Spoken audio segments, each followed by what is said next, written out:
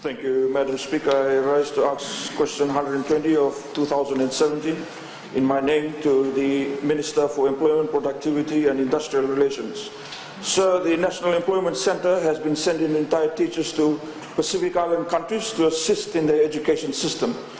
With the retirement age at 55 years, can the Honourable Minister brief this House as to what plans are there at the National Employment Centre to send other professions to our regional countries? Thank you, Madam Speaker. Thank you, Honourable Minister of Employment, Productivity and Industrial Relations. Thank you, Madam Speaker. The National Employment Centre, since 2012, to date, has sent a total of 43 retired teachers to Pacific Island countries. These countries have a shortage of teachers. They ask us for the teachers that we do have, so that when teachers do retire from the Ministry of Education, they have an opportunity to find further work, and at the same time, we see it as part of our role in Fiji to assist these countries. So we also work very closely with the Ministry of Foreign Affairs through the local high commissions to provide areas of needs of assistance which the Ministry can facilitate through the National Employment Centre. We have been now engaging with the government of Tuvalu on the placement of retired nurses to their public hospitals, and this will boost the health service delivery with the experienced nurse in Fiji.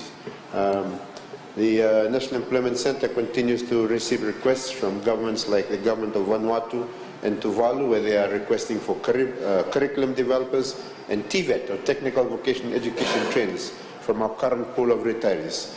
There are other fields available, and we will tap into this and see if there are retirees in the areas that they are requesting for, if we have these available, and within the budget means of the Ministry and the National Employment Centre, we will try to provide them for the benefit of our friends in the Pacific. Thank you. Honourable Sergeant Rondo. Thank you, Madam Speaker. This program tells us that there's a huge brain drain out of the country in which Fiji as a country and the government had heavily invested on.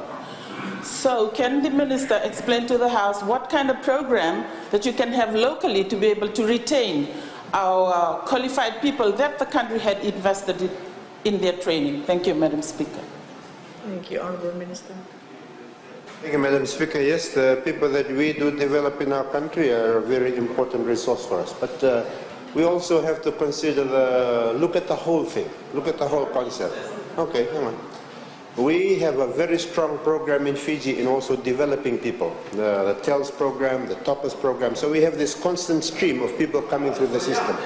We are developing people. I think the Minister for Education has already talked about when there's somebody in a senior position, we do not replace him with a fresh graduate. We find somebody that has the kind of competencies required to do the job, and you replace them with that level of person. So there is a constant, there is a supply, what do you call it? Supply line of people being produced by our systems here in Fiji. At the same time, within Fiji, we know, and this is not just a problem for Fiji, there is a problem all over the world of youth unemployment. There are some countries in the world where youth unemployment reaches as high as 25 to 40%. So being a government that cares, we not only look at the requirements, what we need for the older people, we also think about our young people and our young graduates. So we have to balance this out. So we have retirement ages for people at 55. Where they have skills that are absolutely essential, we keep them. That's what's being done in health. That's what's probably been done in all other ministries. We're very careful. We're not just doing it for the sake of doing it. So we think about the group that is going out, and we think about the young that are coming in. If we kept everybody that has the specialist skills in our workforce at the age of 55, what happens to our young? This government considers everybody. And all the young are listening out here. If you're listening, we care for everybody. We find opportunities for the old and the retired, and we also think about the young. Sometimes, Madam Speaker, the problem with the opposition, they become a bit myopic, they become one-eyed in their vision. This government cares for everybody in this country, young and old, all over the country. Thank you, Honourable Rocky.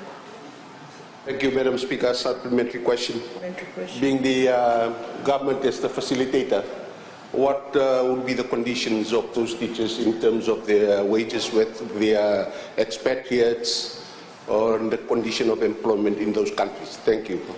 The Honourable Minister. Thank you, Madam Speaker. What happens in this particular case, when this program started, it was part of the South-South Cooperation program. It used to be run under the Public Service Commission, and the portion of their wages, the allowances, half would be paid by the host country, the other half used to be paid by a foreign donor.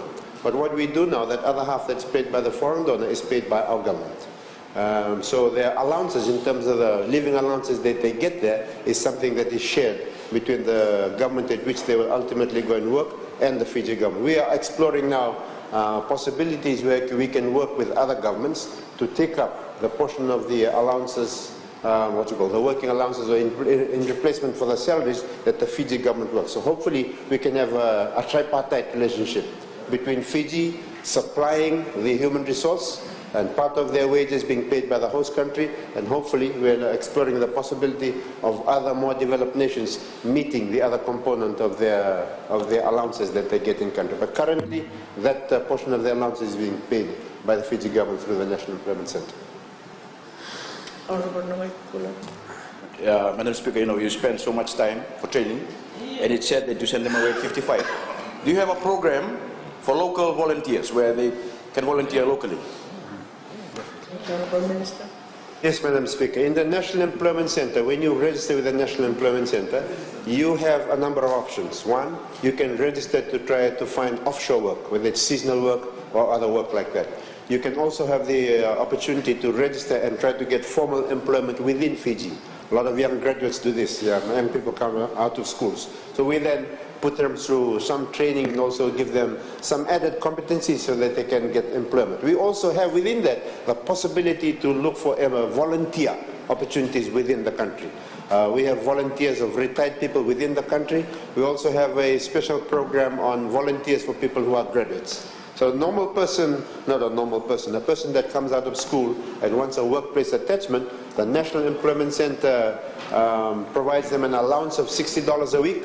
Half of that is paid by the employer, half is paid by the National Employment Center. But for people who are graduates, I think the allowance is slightly higher. Fresh graduates that are being placed out as volunteers in NGOs or organizations for that matter, I think the allowance will be around 100 and 120. So there are those opportunities for people to volunteer locally. The Honourable Netanyahu. Supplementary question. Can the Minister explain the programs pursued by the Ministry to grow foreign employment for Fijians, and how successful are these programs? The Honourable Minister. Thank you, Madam Speaker. To date, I think our most successful program so far now in terms of getting foreign employment has been the seasonal work program, which is the recognized seasonal employer program in New Zealand and the seasonal work program in Australia.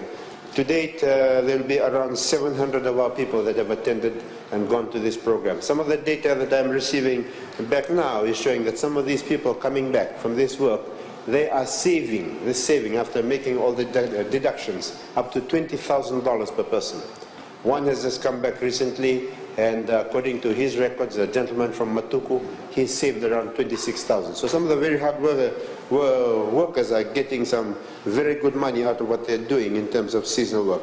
There have also been some requests also for people with skills. Now, the seasonal work, a lot of it is for unskilled workers, people that have no skills at all. They just go and they work in the horticulture and the viticulture. We've also been sending people to the accommodation and hospitality sector in Australia, where we have around 15 Fijians now working in a hotel in Queensland. And we've also sent, for the skill category, we've sent a number of carpenters to help in the rebuild down in Christchurch.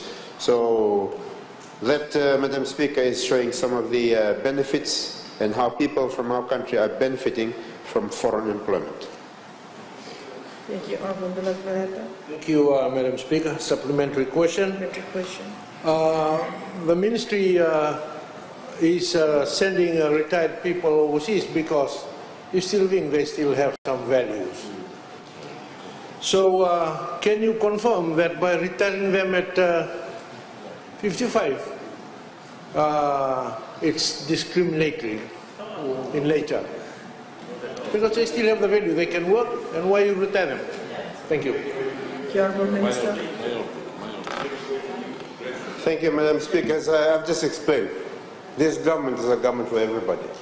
It's a government from the young person that's still at university now, is looking for a job. It's very hard for them to get a job. So when we set up a system and we decide when do we retire people, we look at the interests of everybody. We know that our young graduates, if we kept everybody in the system, what happens to the young? What happens to them? And we all know that 70% of our population is below the age of 40. If we kept everybody in the system, like if all of us were still working, what happens to them? So we need to balance the whole. Life is about balance. And that's what this government is doing, because this government is focused on the interests of all Fijians.